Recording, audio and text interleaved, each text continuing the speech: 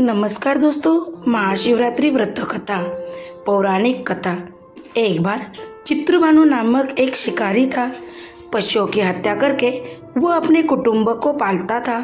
वह एक साहूकार का ऋणी था, लेकिन ऋण समय पर न चुका सकने पर क्रोधित साहूकार ने उसको शिव मठ में बंदी बना लिया। संयोग से उस दिन शिवरात्रि थी। बंदी रहते हुए शिकारी मठ में शिव संबंधी धार्मिक बातें सुनता रहा।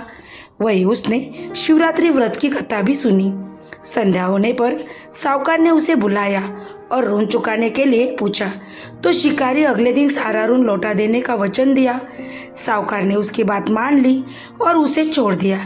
शिकारी जंगल में शिकार के लिए निकला, लेकिन दिन भर बंदी गृह में रहने के कारण भूख प्यास से व्याकुल था।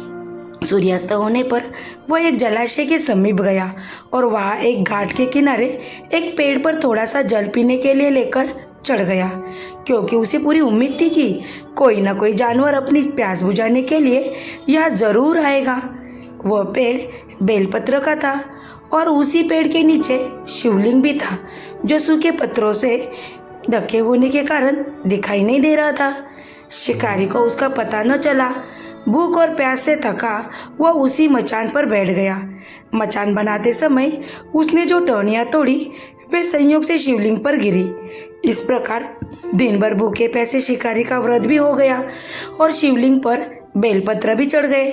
एक पहर रात्रि बीत जाने पर एक गर्भिणी हिरनी तालाब पर पानी पीने पहुंची। शिकारी ने धनुष पर तीर चढ़ाकर जो ही प्रत्याचा खींचा, उसके हाथ के धक्के से कुछ पत्ते एवं जल की कुछ बूंदें नीचे बने शिवलिंग पर गिरी और अनजाने में ही शिकारी के पहले प्रहर की पूजा हो गई। हिरनी बोली, मैं गर्भिणी हूँ, शीघ्र ही प्रसव करूंगी। तुम एक साथ दो जीवों का हत्या करोगे, जो ठीक नहीं है। मैं बच्चे को जन्म देकर शीघ्र ही तुम्हारे समक्ष प्रस्तुत हो जाऊंगी, तब मार लेना। शिकारी ने प्रत्याचा ढीला कर दी और हिरनी जंगल के झाड़ियों में लुप्त हो गई। कुछ ही देर बाद एक और हिरन उधर से निकली। शिकारी की प्रसन्नता का ठिकाना न रहा। समीप आने पर उसने धनुष पर बाण चढ़ाया। कुछ बेलपत्र नीचे शिवलिंग पर जा गिरे और अनायासी शिकारी की दूसरी प्रहर की पूजा भी हो गई। तब उसे देख हिरनी ने विनम्रतापूर्वक निवेदन किया कि मैं थोड़ी देर पहले ऋतु से निवृत्त हूँ, कामातुर विरहनी हूँ, अपने प्रिय की खोज में भटक रही हूँ। मैं अपने पति से मिलकर शीघ्र ही तुम्हारे पास आ जाऊंगी। शिकारी ने उसे भी जाने दिया। 2 बार शिकारी को खोकर वह चिंता में पड़ गया। रात्रि का आखिरी पहर बीत रहा था। तभी एक अन्य हिरनी अपने बच्चों के साथ उधर से निकली। शिकारी धनुष पर तीर चढ़ाकर छोड़ने ही वाला था कि हिरनी बोली, मैं इन बच्चों को इनके पिता के हवाले करके लौट आऊंगी। इस समय मुझे मत मारो। शिकारी हंसा और बोला, सामने आइए शिकारी को छोड़ दूं? मैं ऐसा मूर्ख नहीं। इससे पहले मैं 2 बार अपना शिकार खो चुका हूँ। मेरे बच्चे भूखे प्यासे से तड़प रहे होंगे। उत्तर में हिरनी ने फिर से कहा, जैसे तुम्हें अपने बच्चों की ममता सता रही है, ठीक वैसे ही मुझे भी इनकी फिक्र है। इसलिए सिर्फ बच्चों के नाम पर मैं थोड़ी देर के लिए जीवनदान मांग रही हूँ। मेरा विश्वास करो, मैं इन्हें इनके पिता के पास छोड़कर तुरंत लौट की प्रतिज्ञा करती हूँ। हिरनी की दान स्वर सुनकर शिकारी को उस पर दया आ गई। उसने उस हिरनी को भी जाने दिया। शिकार के अभाव में बेलवृक्ष बैठा शिकारी बेलपत्र तोड़ तोड़ कर नीचे फेंकता जा रहा था। उसकी तीसरे प्रहर की पूजा भी स्वतः संपन्न हो गई। पौ फटने को हुई तो एक हष्टपुष्ट हिरण उसी रास्ते पर आया।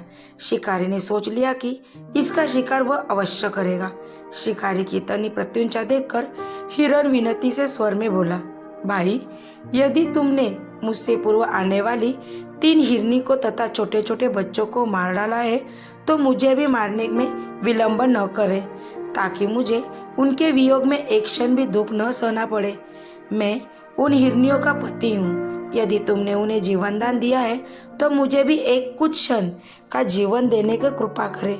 मैं उनसे मिलकर तुम्हारे समक्ष उपस्थित हो जाऊंगा। हिरण की बात सुनकर शिकारी ने सारी कथा हिरण को सुना दी। तब हिरण ने कहा, तीनों पत्नियां जिस प्रकार प्रतिज्ञाबद्ध होकर गई है, वे मेरी मृत्यु से अपने धर्म का पालन नहीं कर पाएगी। अंततः जैसे तुमने उन्हें विश्वास पात्र मानकर छोड़ा है, वैसे ही मुझे भी जाने दो। मैं उन सबको साथ लेकर तुम्हारे सामने शीघ्र उपस्थित होता हूँ।